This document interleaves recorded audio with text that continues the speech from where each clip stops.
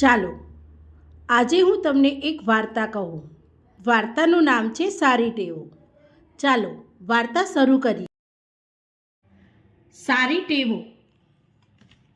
દરરોજ વહેલા ઉઠો।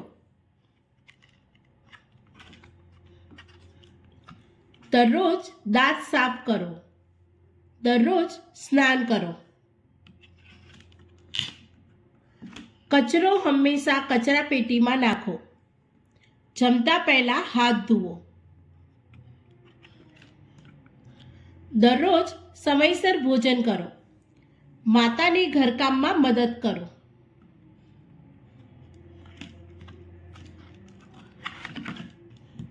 રોજ વહેલા સૂવો। પાણી ડોયાથી જ લો।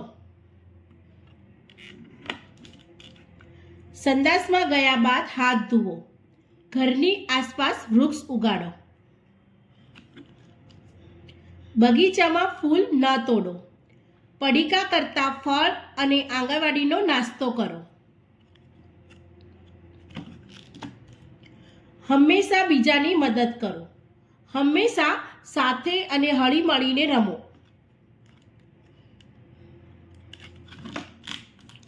હંમેશા ઘરકામ કરીને જ રમવા જાઓ। હંમેશા ખુશ રહો। હંમેશા રમતગમતના નિયમોનું પાલન કરો। તમારા રમકડા વસ્તુઓ અને ખાવાનું બીજાને પણ આપો।